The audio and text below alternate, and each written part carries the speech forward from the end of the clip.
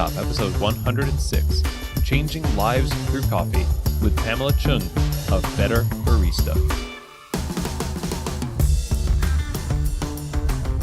Well, hello everybody, and welcome to another episode of Keys to the Shop, where we give you insights, inspiration, and the tools you need to grow as a coffee service professional. My name is Chris DiFurio. I'm your host for the show. I'm really happy to have you along today. We have a really good one in store for you today. We dive deep into the story and the inner workings of an absolutely extraordinary business doing amazing things. We're talking with Pamela Chng, the founder of Bettr Barista in Singapore.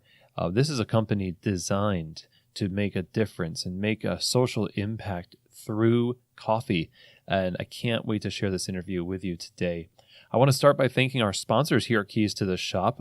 We would not be able to do this without them. And I'd like to start with thanking Prima Coffee.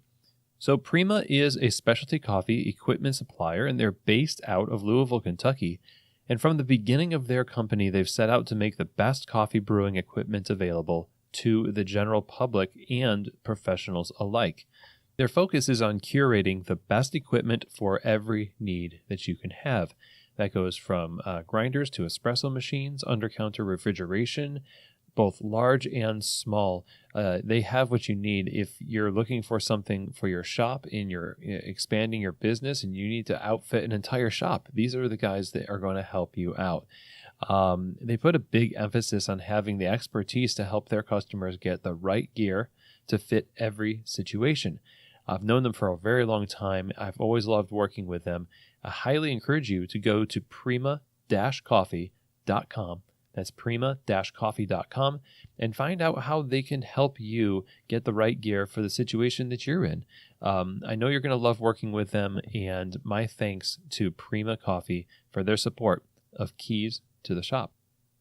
I'd also like to thank our sponsor, Pacific Foods, the folks behind the Pacific Barista Series line of non-dairy performance beverages. They are designed specifically for the professional barista and the standards for excellence they demand.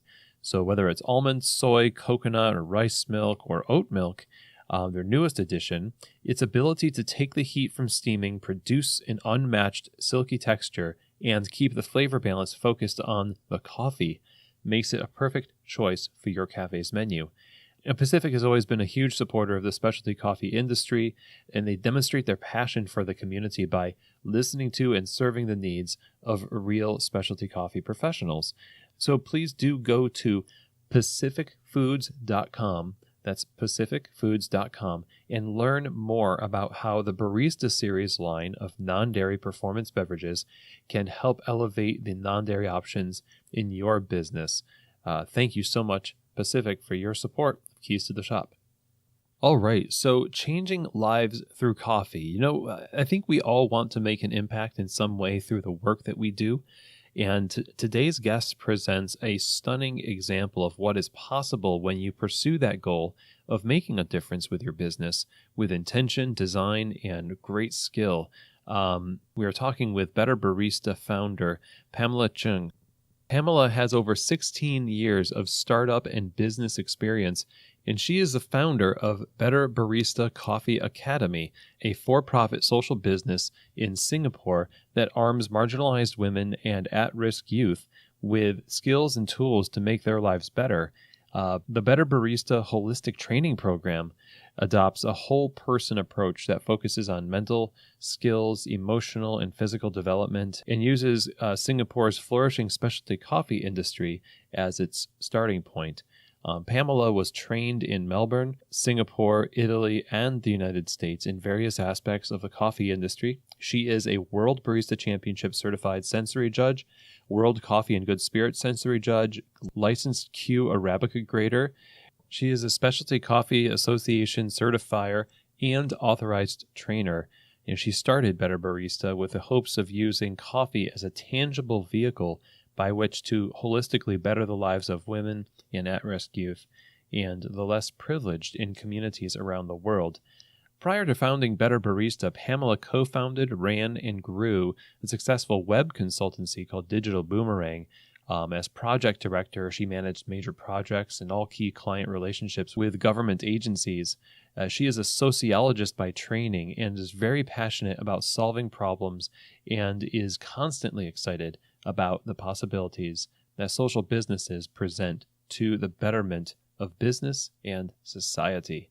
Bettr Barista was the first recipient of the Arthur Guinness Fund, which targets businesses with a social heart that are committed to finding innovative solutions to real-world social problems. Also, Bettr Barista won the President's Challenge Award for Social Enterprise Startup of the Year.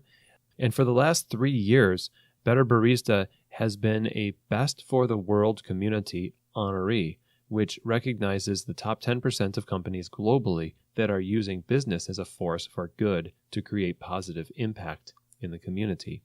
It's just incredible the amount of work and difference that Pamela has made through her businesses and with Bettr Barista.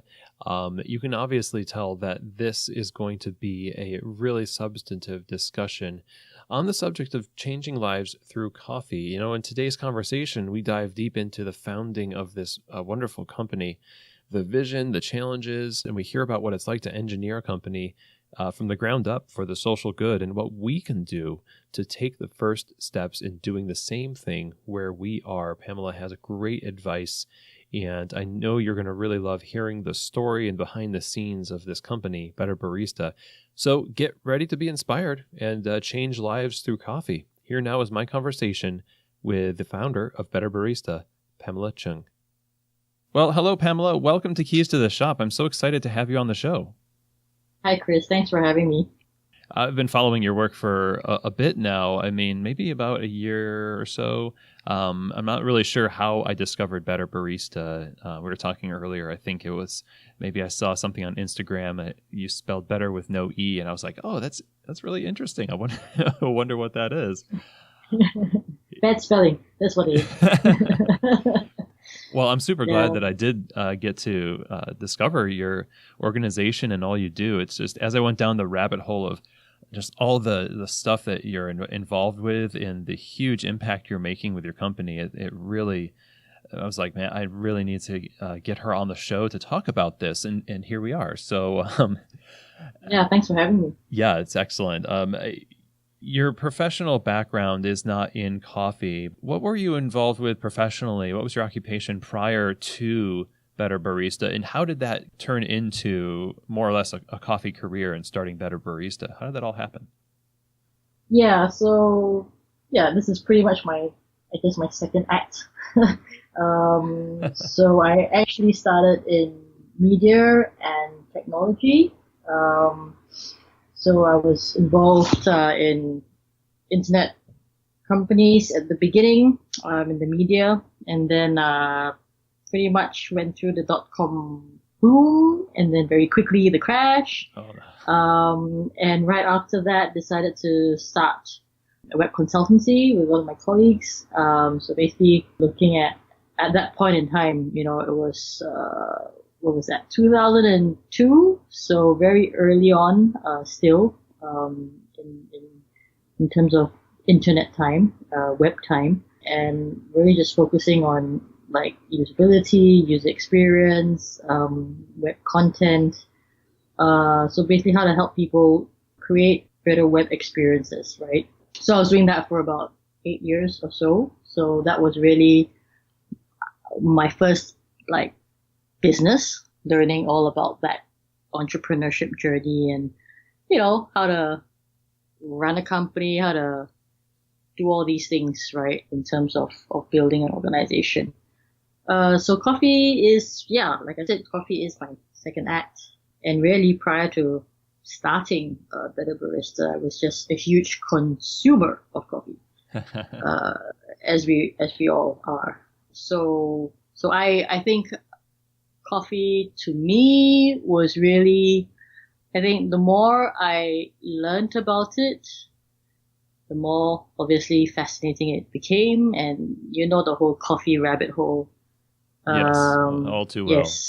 Yes. So we all, I think all of us go through the same like black hole. Because you discover something and then you realize, oh, and then it leads you down all these mazes of information and knowledge, you know. So I decided that coffee was going to be something that I think professionally I could move into. And I think the timing as well. About 2010, I started to really get serious about coffee. And I think at that point in time, specialty coffee as a sector of coffee, I think was really starting its, really serious growth stages globally. Mm-hmm. So it seemed like something, shiny and new for me. And so you sort of chose to get into coffee. Did you become a barista yourself in order to start your journey into coffee? No, I mean, to be honest, I think my starting point with Bettr Barista was really the social impact and social business aspect of things. That was really more a starting point than coffee, mm-hmm. right? I think I identified coffee as the industry that could help me, I think, achieve a lot of the things I wanted to achieve. So I think it's basically a combination of the industry for what it is and what it could become, the opportunities for both, I think, commercial and social impact, and also just a deep personal affinity, and also I think some level of ability. So it was very important that I established if I could be any good at this, right, in any shape and form, because obviously if you suck at the work, then you really shouldn't get into it. So I went, I learned about coffee, barista school, I started home roasting, I started learning about coffee machines, technicals, so really getting into all aspects of it, right? And I discovered, okay, I think I get this, at some level. So that was important, right? I didn't suck at it. That's step one. Step one, don't suck at it, right? Then I was like, okay, so with deep personal passion, with some competency, right? And I think with a very clear purpose, I decided that coffee was kind of the vehicle that I think I wanted to use to kind of bring to life, I think, that bigger vision. What was that bigger vision? What and was that something that you had always held even through your time in the internet business? Did that evolve afterwards? Like how did that vision come about? Yeah, I think it's an evolution. The idea that business. I think I learned a lot in the first business. Just understanding actually how powerful it is, like business as it is a tool to create change, right? Mm-hmm. And to impact people's lives, right? So I think as I was going through that first stage of things, I think it was this realization that at the end of the day, people, right, are your most important asset. If you don't have good people, you don't have a good team, you don't have a good organization, right? Sure. Pretty simple. So which meant that if you go back to first principles, what is the job? The job then is to create better people, right? So that they could then bring all of their skills and talents to the table, right? Contribute, right? And together we're achieving whatever it is that we wanted to achieve. I think as I was going through this journey, and I was also getting a little bit burnt out, I think, because, technology and all that, things move very fast. So 1 year is like 7 years in the real world. Yeah. So it I think it was like moving really fast and doing a lot of things. And I think it just got to a point where, I kind of sat back and said, okay, is this how it's going to be for the next 10 years, right? And I think one of the things was that I put my people through, some training that involved learning how to, manage emotions and deal with emotional resilience. Because, at high performing levels of consultancy work, you need to learn how to manage clients, manage your teammates, right? Mm-hmm. So through that process, I came upon the concept of emotional training, right? So teaching our people these soft emotional skills outside of the hard technical skills. And I saw the kind of impact and changes it made to each individual and the team when people learned how to manage their own emotions and the emotions of the people around them. Right? That's powerful. You create better individuals, you create better teams, you create better client relationships, and that changes things, right? So it was this idea that, okay, well, if everybody had access to this kind of training, right, where we help to holistically grow people, right, and not just focus on the hard technical skills, could we create better outcomes, better solutions to problems, right?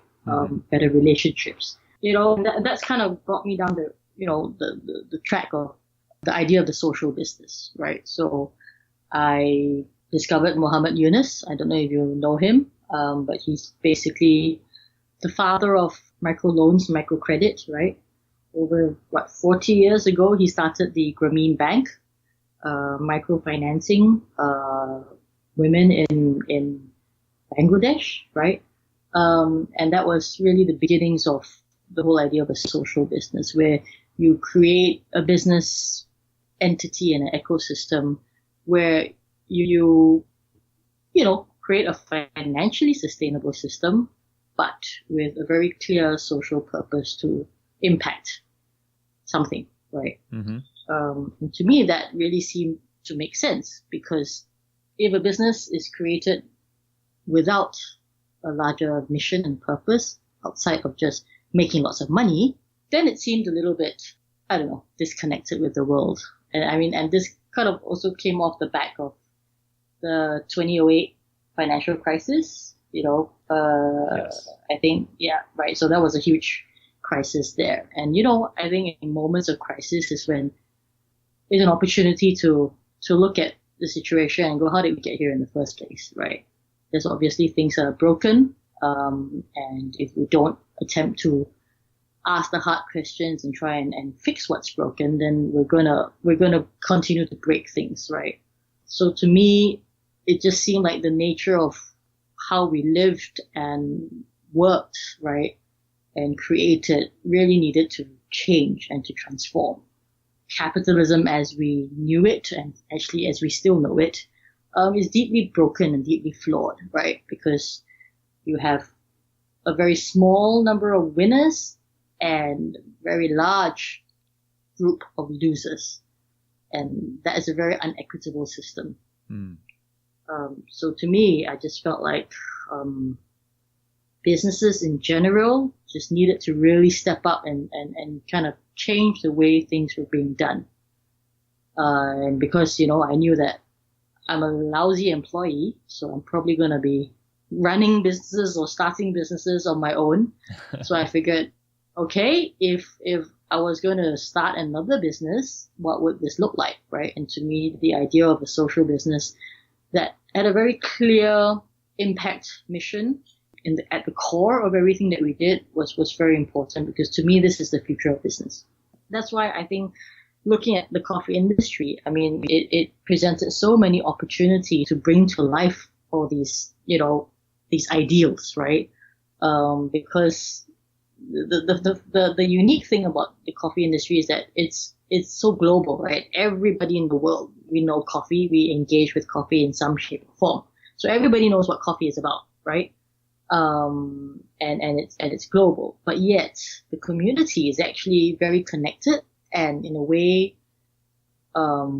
small in a way, right? Yes. And that's what I discovered, right? As I got into the industry a lot more, is we're so connected, but yet we still remain globally, just the reach globally is there, right? And we have, for an industry like that, the ability for a tiny little organization like Bettr Barista in Singapore to have the opportunity to impact many parts along the value chain, right?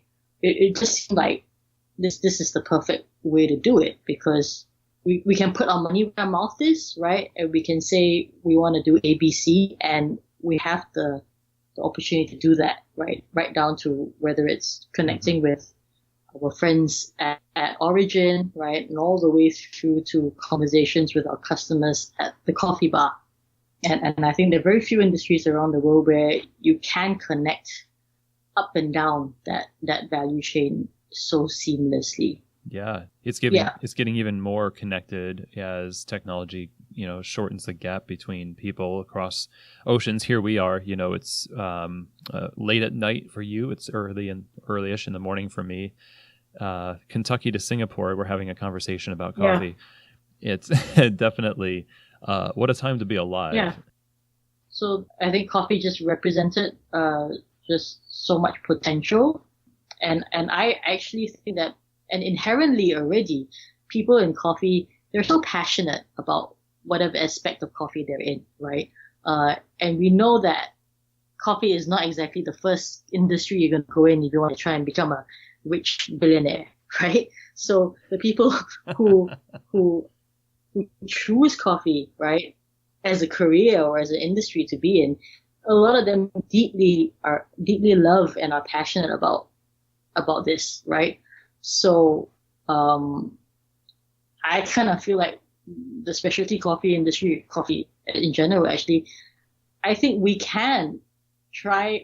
we can try and become, a model to other industries and other sectors, right? Of how, we can try and put in socially impactful sustainability, ethical-based kind of approaches and thinking as an industry, because we have people who are so passionate and very socially aware as well.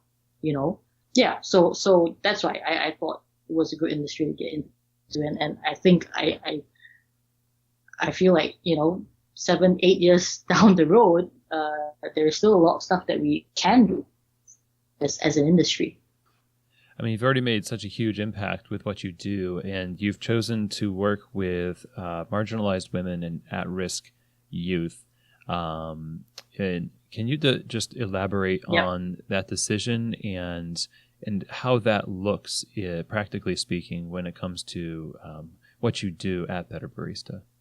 Yeah.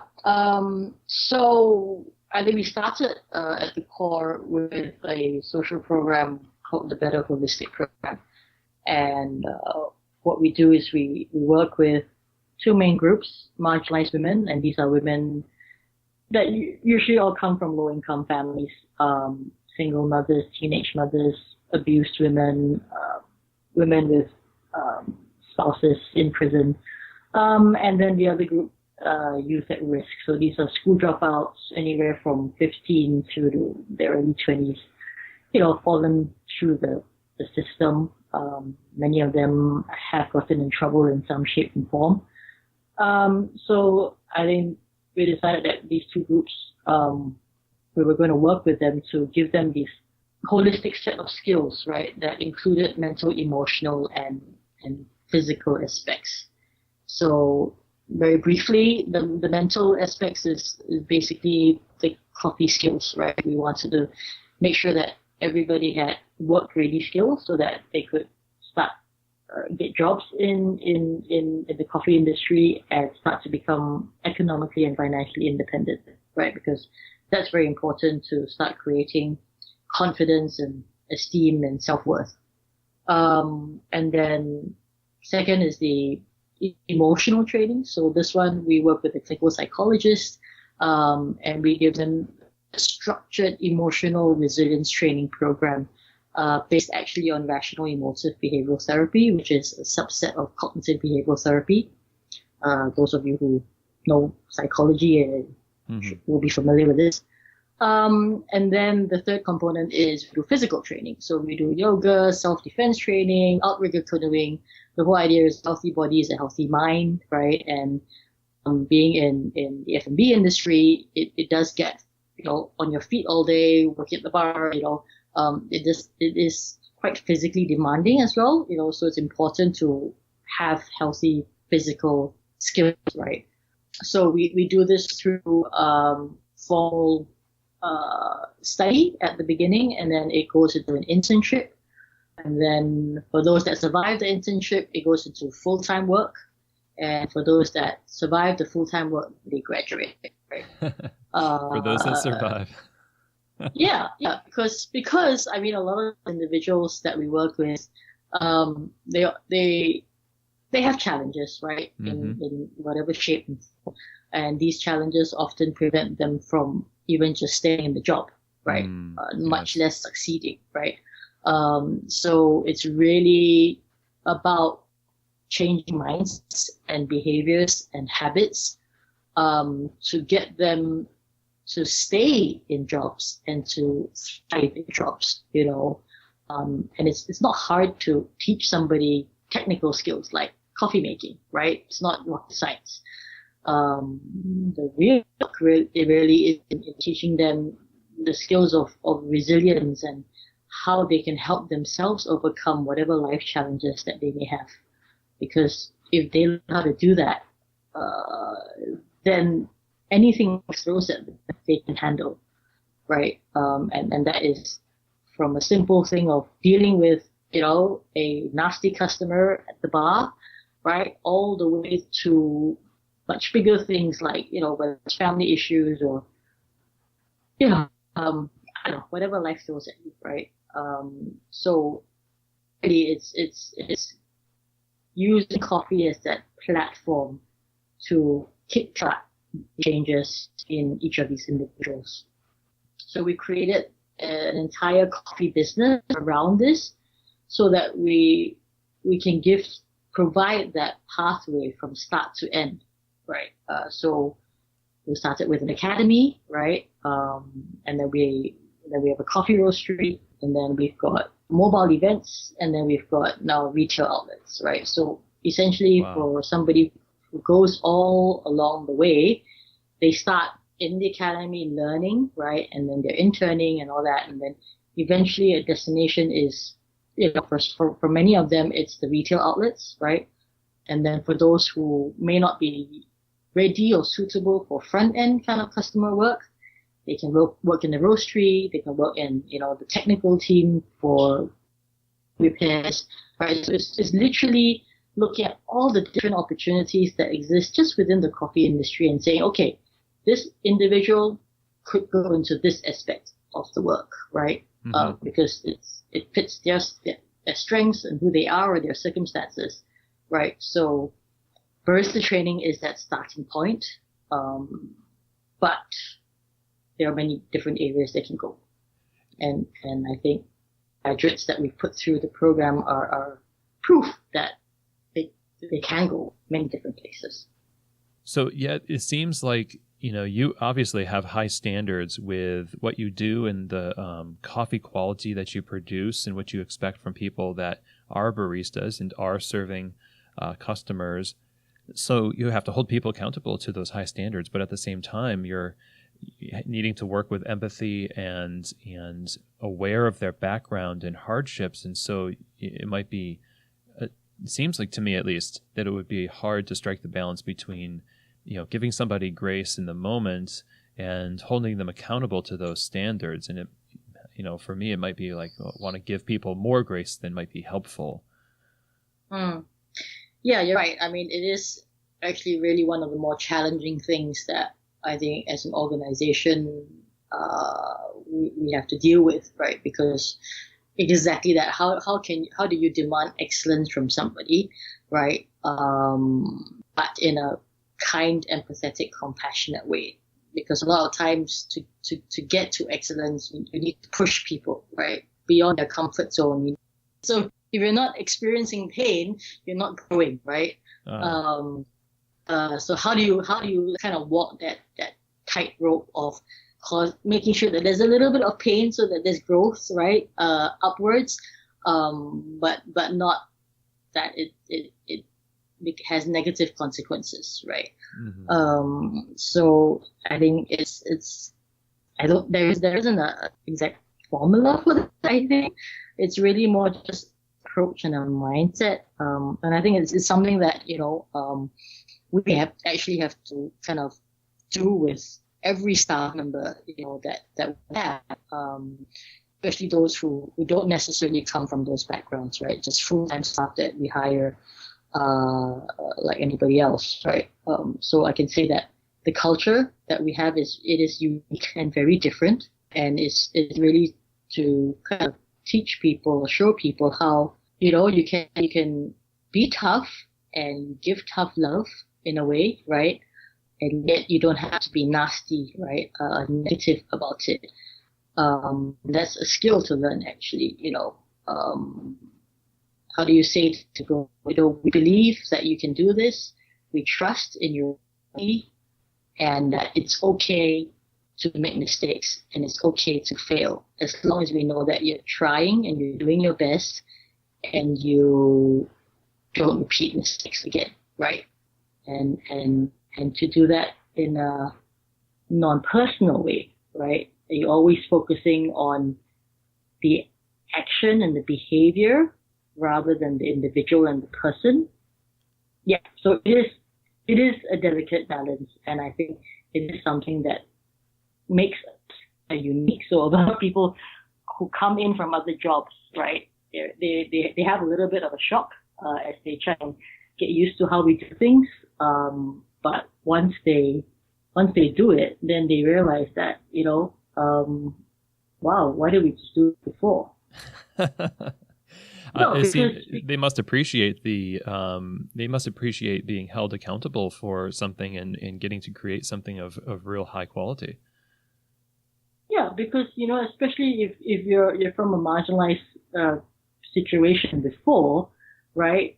You know, it's achievement, right? And being trusted to do something, and to have expectations placed on you, mm-hmm. that you can be the best and you know, be as good as anybody else out there. A lot of them, they've never had those expectations placed on them, right? And the thing is, when you place these expectations on people, we want to live up to them, right? And that kind of, I think, helps to push people, you know, with the safety net, right? And the security that we tried this time, it didn't work, or it didn't go the way we wanted. It's okay. We get up and we try again. Mm. And so they become not just you know, motivated from the outside by your staff and yourself, but also self-motivated more so over time. Yeah, I mean, and that's the ultimate. Motivation has to come from within, right? Because otherwise, it's never going to be a sustainable. Mm.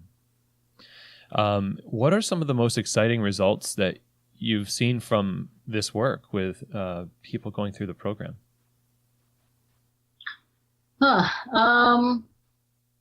It's really just witnessing kind of the transformational journeys that they all take. Where do I start? It's really just the case stories of each of the individuals. I mean, everybody's journey is different, but you know, like, for example, seeing 15-year-old kids that started with us. You know, like, I've got a 15-year-old girl who came in 4 years ago, dropped out of school when she was 15, right? And massive anxiety issues, self-confidence issues, physically ill from the anxieties, right? Now she's coffee technician. She's a senior barista. She's trying to win the latte art championship. She came in third this year. Oh, nice. You know, in charge of our mobile bars.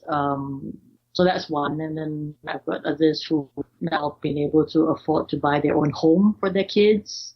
You know, so yeah, it's just life changing, really. You know, so we haven't necessarily like changed a million lives, right?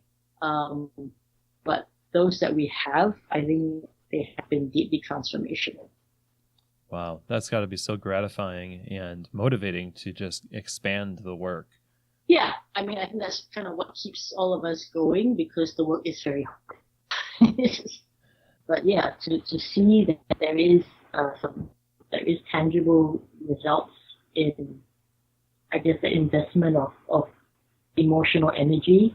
I think that's why we're still doing what we're doing.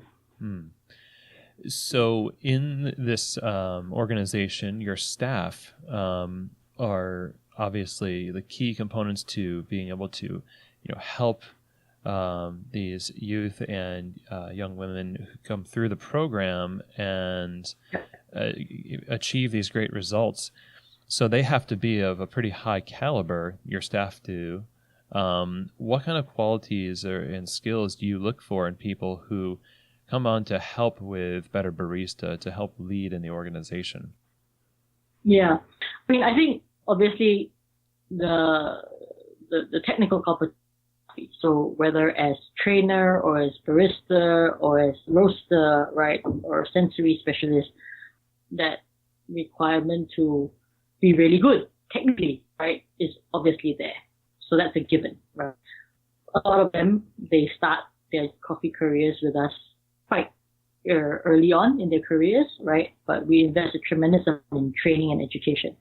As an education, as education focused, that's kind of what we do, right? But I think the second component is I think a shared vision, right? That we all know that we are doing this work with a larger purpose, and therefore the way we go about doing what we do, we always have that in mind, right? So to be respectful and kind and empathetic and compassionate, just, being a really good human being, and understanding that in the hard moments, where there are many hard moments, right, there is a greater purpose for that hardship that you are facing at that moment, right? And that if you can learn to push through it and find solutions to it, the outcomes will be there, right? And I think very importantly is being open-minded and non-judgmental, because we have such a motley crew. We've got people with barely sixth grade education for you, right? All the way through to people with master's degrees, right? So we have a hodgepodge, all sorts, all races, all ethnicities, right? Different languages even, right? So in order to kind of survive in that kind of environment, you do need to be very open-minded to difference, right? Because you don't necessarily you don't necessarily know what your colleagues' lives are like, right? But you need to be open enough to say, this is who you are, this is where you are now, but we're on this journey together, right? And how can we make each other better on this journey, despite our differences, or maybe because of our differences? I don't know. So I think that's why when we hire, that fit, right, is very important. We never ever look at the skills as the first thing, because skills we can teach and we can learn, right? But an intrinsic value in terms of how you value your fellow human, right?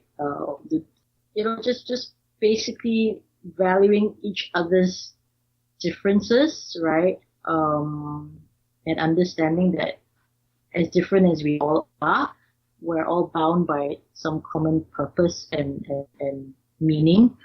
It helps us get through whatever challenging moments there are. Conflict and tension that may arise from the difference is always focused on problem solving and how to make each other better as a result. So your organization obviously is having a huge social impact, and as you grow the organization, it seems like you're just creating this microcosm of the greater industry, where you have all these different places for people to put themselves, like the roastery or teaching or being a barista, I think that's really amazing. And also, I love the standards that you're talking about for people that work in the organization, because it just seems like, as you have to let people go a lot too, because you mentioned before that people are, if they survive that phase where you have a lot of high hopes for an individual who goes through and then all of a sudden they're not there anymore.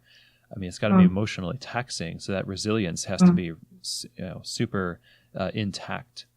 Yeah, I mean, I think it's to understand that, we do what we can to help each individual grow, right? But if they're not ready for what is required, then there's nothing we can do, right? And so it's kind of to have almost a philosophical outlook on it, right? Where you give your best when you can, right? But at some point you can't anymore, and then you gotta reserve whatever you have and for the next person, because there are more people out there, right? There are more people. So every hour that you spend with one person is an hour that you're not giving to another person, right? So at the end of the day, who are you going to give the hour to? The person who is more committed, more motivated, more ready, right, to receive from you. Man, that's such a hard decision to make when both may come from the same background, or have their unique needs that are just. I suppose that you're looking at the long-term impact of the company too, and knowing that the success of the individual ultimately breeds more inspiration for those that hear about their story to come and be a part of the program as well. Yeah, and I mean, because we don't just put the interns and the people with our organization. We also work with the coffee industry in Singapore. So some of them get placed out to our friends and our partners in the industry, right? So it's always about looking for the right fit, right? Somebody might thrive better in environment A, right, versus environment B. So it's also understanding that fit, what that individual needs, and finding the right partners for those. So that's why I think we've been very fortunate to have some great partners in the industry who are very supportive of our work, but we also understand that it's hard for them as commercial businesses, right, to kind of take on that work as well. So we've been hiring a lot more within.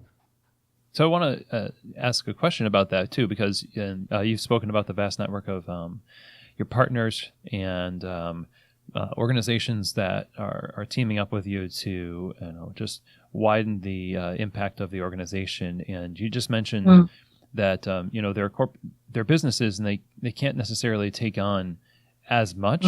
How does that work? Where you send a barista to a coffee shop, do they reserve one slot for a graduate from your program to come in and work? No, they don't reserve. It's also based on their business needs, right? So because we run programs every quarter, so so from the network of partners, like, okay, so I think right now we can afford to take one or two for internship, right? And then we can afford to take one or two for full-time work, right? So it depends also on that the needs of our partners at any point in time as well. So some carry program after program, some take a break and come back again later. So yeah, so it's really about keeping those relationships alive, right? And basically being there to kind of meet each other's needs when possible. Yeah, so I mean, in terms of network, the specialty coffee industry is one sector. We also work with over 80 social service organizations who are the ones who refer the students to us, right? So yeah, so there's a lot of work that on there as well.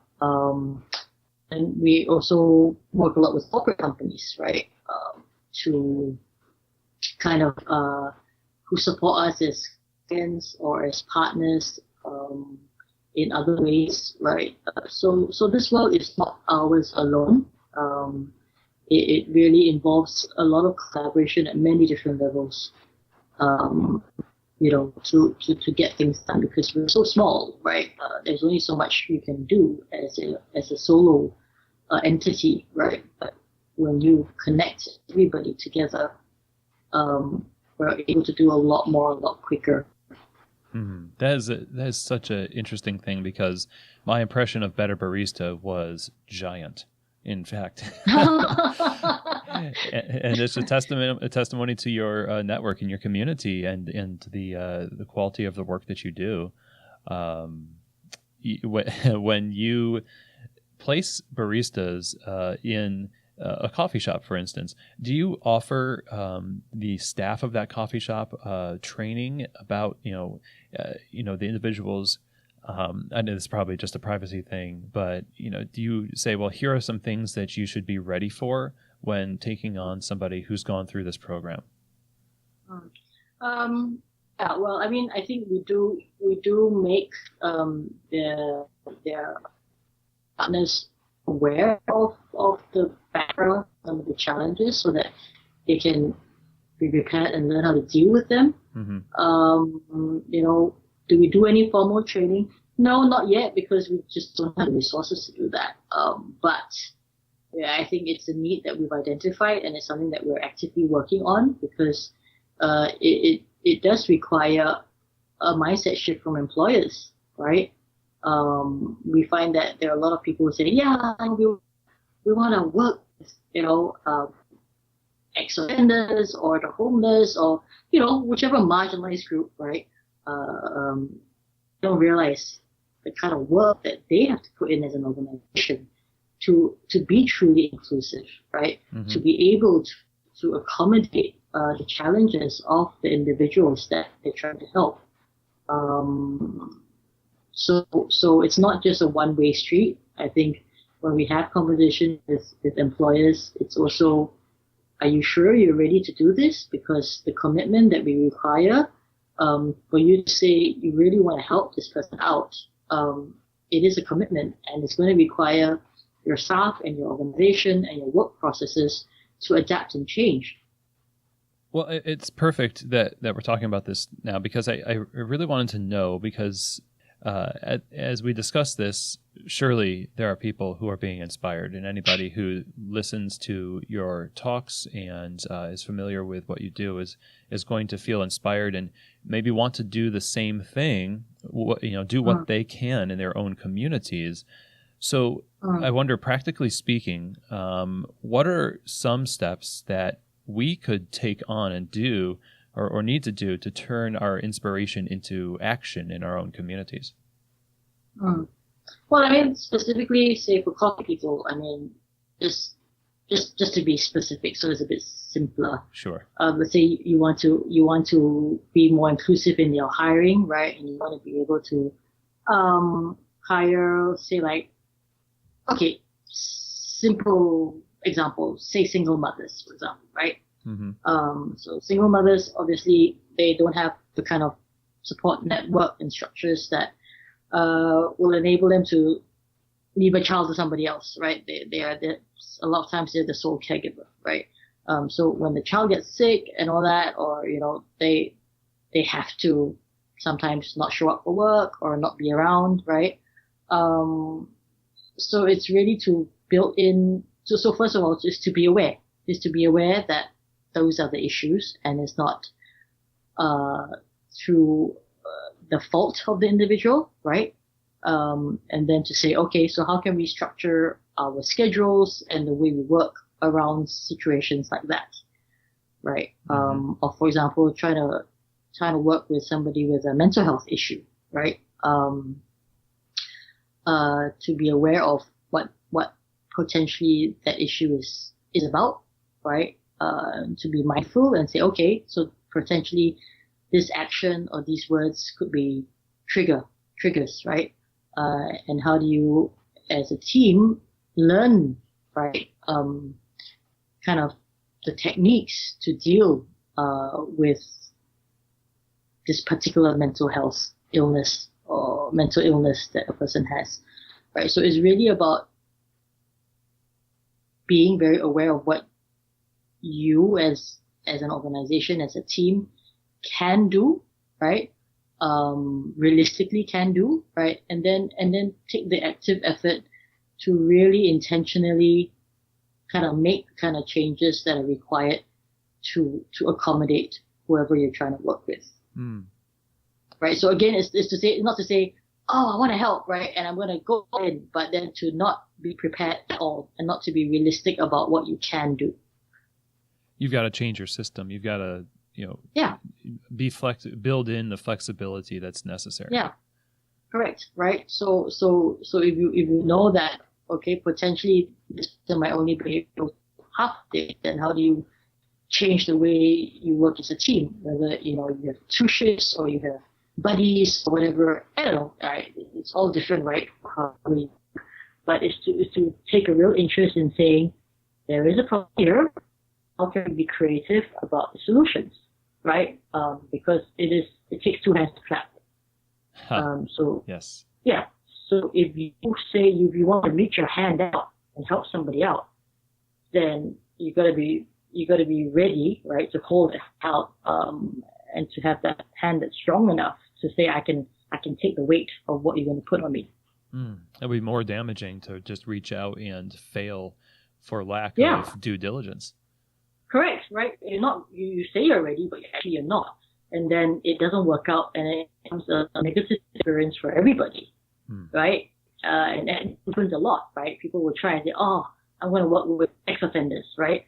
And then it doesn't work out and they're like, but it's too difficult. They're never going to change, right? They should just go back to where they came from, something like that, right? Oh, man. But no, right? And then you got to look yourself in the mirror and go, but did we do what we needed to do, right? To make it work. Right. It's a 2-way street.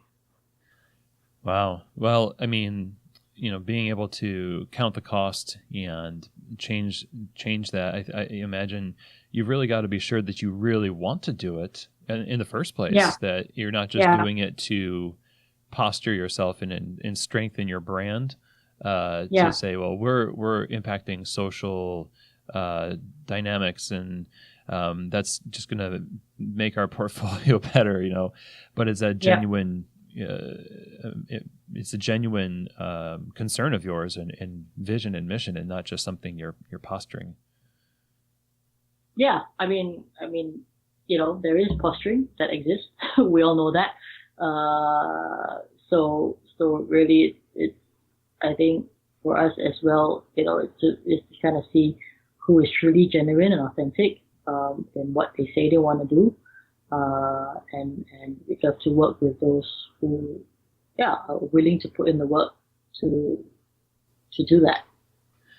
Well, this has been such an inspiring conversation with you, and I'm so grateful that we could have it. How can we stay in touch with the work that you do and support you in that work? Well, the simplest is social media, like us on Facebook or Instagram at Bettr Barista. No E. Go on. No E. So Bettr Barista. Because, people always ask, why no E, right? And really it's because I think the whole idea of this, right, that we always can strive to be improving ourselves, right? And we're correct. Nobody's perfect. Nothing is perfect. So there's always something missing. Nice. But it doesn't stop us from trying to be better all the time. I love that. Well, thank you again. I feel like, getting to know even more about the organization now it creates such a higher opinion of what you do. And it was already pretty high. So I hope that this has truly inspired people. I have no doubt that it did, and it causes people to really take account of what they're capable of doing with their businesses to make that kind of social impact, just like you're doing with Bettr Barista. So thank you so much, Pamela, for your time. No worries. Thanks a lot, Chris. Thanks for listening to me rant on. Well, I really can't tell you how inspirational that was to me to get to speak with Pamela about her work through Bettr Barista. Just the idea of having a business as a platform for social impact and change, and having a mindset that is set on not just making money, but also how can this purposefully affect the environment around me? Because no matter what you do, you're going to have an impact on your community. And, it's best, I think, if you decide ahead of time what that impact will be, rather than just kind of throwing it to the wind. And, your community has so many different groups of marginalized people that can likely benefit from your organization and your ability to help. If that's right for you, if that's something that you hold as a value and you want to take action, I just love the way that she was talking about taking the first step at the end. Look at making room in your organization and creating some flexibility in your structures to bring in people from those groups and help them through employment and hiring. That might be a first step for you.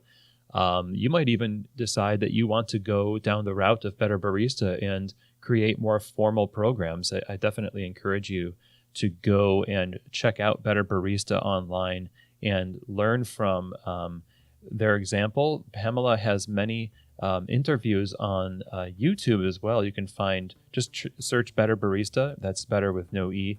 There's so much out there that is surely going to give you some inspiration to action. And that's what I hope that this conversation with Pamela has done, is inspire some action. And at the very least, brings us to some serious reflection on, what we can do with what we have right now to impact our communities.